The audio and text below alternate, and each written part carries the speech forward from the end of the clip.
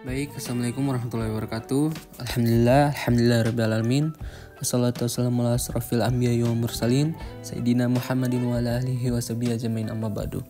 Pertama-tama marilah kita panjatkan puji syukur kita kepada kehadirat Allah Subhanahu wa taala yang telah memberikan kita rahmat, kesehatan, kesempatan sehingga kita dapat mempresentasikan hasil diskusi ini. Terlebih pula salawat serta salam kita aturkan kepada junjungan besar Nabi kita, Nabi Allah Muhammad SAW, yang telah membawa Islam dari zaman jahiliyah hingga zaman terang benderang saat ini. Yang saya hormati Bapak Amindara SE MSc selaku dosen pengampu mata kuliah akuntansi manajemen dan teman-teman sekalian. Di sini kami dari kelompok 7 ingin membahas terkait dengan biaya kualitas dan produktivitas. Baik, sebelum presentasi saya izin memperkenalkan dari kelompok 7, yaitu saya sendiri Muhammad Al-Handri Adam selaku moderator, Rizky Hardin, Muhammad Rizky Anfi Mustafa, Abdul Samad Abdullah, Yusdi Rumatumia, Muhammad Fajar Ahkahar, dan Isa Arif Barmawi. Tanpa berlama-lama lagi, saya langsung berikan kesempatan kepada pemateri pertama untuk menjelaskan materinya. Silakan. Baik, terima kasih kepada moderator. Di sini saya akan menyampaikan terkait dengan definisi biaya kualitas. Sebuah produk atau jasa yang berkualitas adalah produk atau jasa yang mampu memenuhi atau bahkan melebihi harapan pelanggan. Kualitas didefinisikan ke dalam 8 dimensi. Yang pertama, kinerja.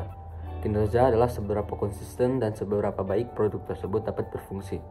Yang kedua adalah estetika. Estetika adalah berhubungan dengan wujud fisik dari produk, misalnya seperti gaya. Yang ketiga, keberlayanan.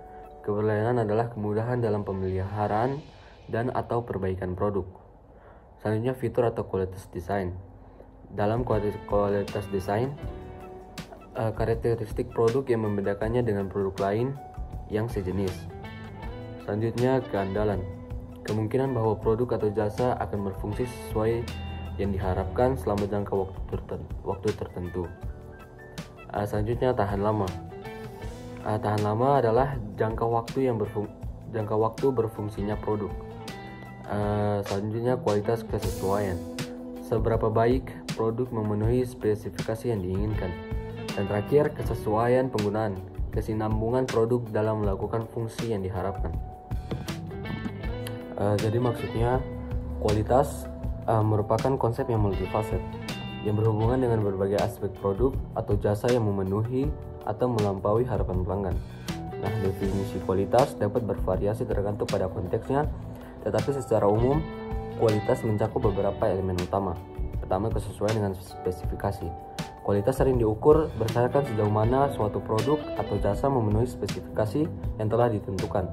Spesifikasi ini biasanya mencakup standar yang telah ditetapkan untuk fitur, fungsi, dan kinerja.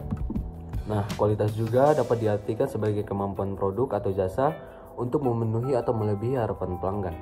Ini berarti bahwa produk atau jasa tersebut harus memberikan nilai yang dirasakan oleh pelanggan sebagai memuaskan atau lebih baik yang diharapkan.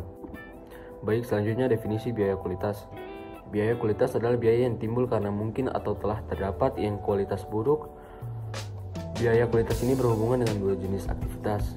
Yang pertama, aktivitas pengendalian atau control activities, yaitu aktivitas yang dilakukan untuk mencegah atau mendeteksi kualitas yang buruk atau karena kualitas yang buruk mungkin muncul. Aktivitas pengendalian terdiri dari aktivitas pencegahan dan aktivitas penilaian. Biaya pengendalian adalah biaya yang digunakan untuk melakukan aktivitas pengendalian.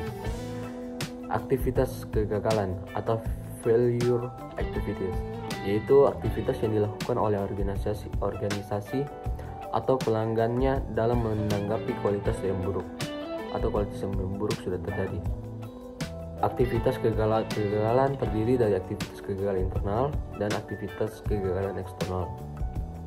Biaya kegagalan adalah biaya yang harus ditanggung oleh perusahaan akibat terjadinya aktivitas kegagalan. Jadi maksudnya biaya kualitas merujuk pada total biaya yang dikeluarkan oleh suatu organisasi untuk memastikan bahwa produk atau jasa yang dihasilkan memenuhi standar kualitas yang diharapkan. Biaya ini tidak hanya mencakup biaya untuk mencapai kualitas yang baik, tetapi juga biaya yang timbul karena kurangnya kualitas atau kegagalan. Nah, Biaya kualitas dibagi menjadi beberapa kategori yang tadi saya bacakan, yaitu aktivitas kegagalan dan aktivitas pengendalian. Baik, selanjutnya pengukuran biaya kualitas. Biaya kualitas dapat dilihat dari data yang tersedia dalam catatan akuntansi perusahaan atau observable cost. Namun ada biaya-biaya kesempatan yang muncul sebagai akibat adanya kualitas yang buruk dan tidak terdapat dalam catatan akuntansi atau hidden cost. Ada 3 metode yang dapat digunakan untuk mengestimasi biaya kualitas yang tersembunyi, yaitu yang pertama metode Multiplier atau Multiplier method. Metode yang mengasumsikan bahwa biaya kegagalan total merupakan perkalian dari beberapa biaya kegagalan. Biaya kegagalan eksternal total sama dengan K biaya kegagalan eksternal yang terukur, di mana K sama dengan efek pengganda. Metode penelitian pasar atau Market Research Method. Metode ini menggunakan metode penelitian pasar yang formal untuk menilai pengaruh kualitas yang rendah terhadap penjualan dan pangsa pasar. Misal, melalui survei pelanggan dan wawancara dengan tenaga penjualan perusahaan. Baiklah, terima kasih kepada moderator telah memberikan saya kesempatan. Di sini saya akan membahas tentang pengurangan biaya kualitas, fungsi kerugian kualitas. Metode ini mengasumsikan bahwa variasi dari suatu niat target dalam suatu karakteristik kualitas dapat menyebabkan biaya kualitas tersembunyi. L buka kurung Y tutup kurung sama dengan K buka kurung Y sama dengan T tutup kurung 2, di mana K sama dengan konstanta terkait dengan struktur biaya kegagalan eksternal, Y sama dengan nilai aktual dari karakteristik kualitas, T sama dengan nilai target dari karakteristik kualitas, L sama dengan kerugian atas kualitas. Terima kasih kepada moderator yang telah memberikan saya kesempatan. Pelaporan informasi biaya kualitas.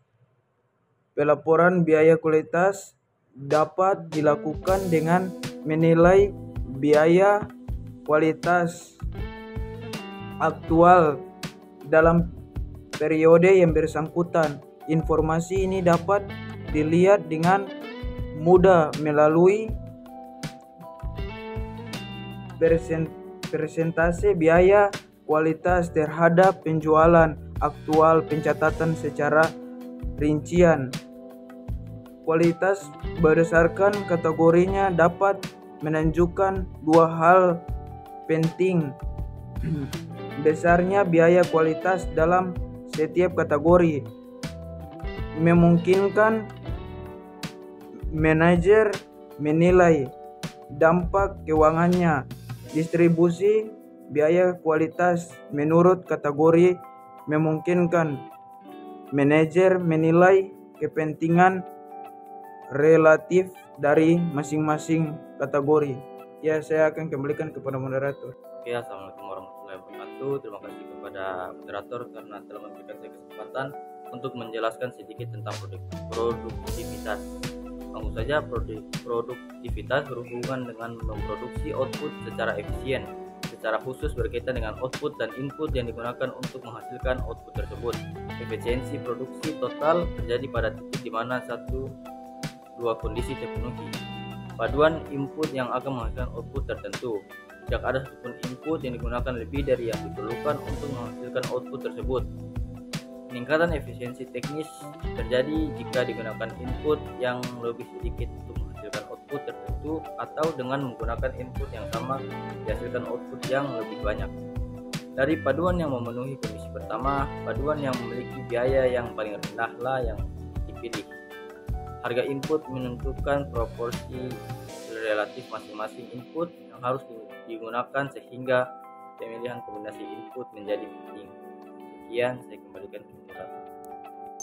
Ya, baik, terima kasih.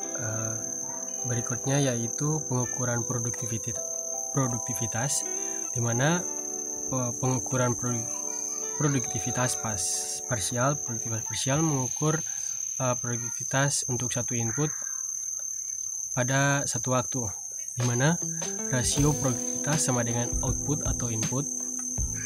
Untuk pengukuran produktivitas operasional dibagi menjadi output dan input, diukur dalam kuantitas fisik. Berikutnya yaitu ukuran produktivitas keuangan. Output dan input diukur dalam suatu satuan uang. Berikutnya yaitu pengukuran produktivitas total. Produktivitas total mengukur produktivitas semua input pada satu waktu. Pengukuran produktivitas dengan menggunakan profit input atau profile measurement.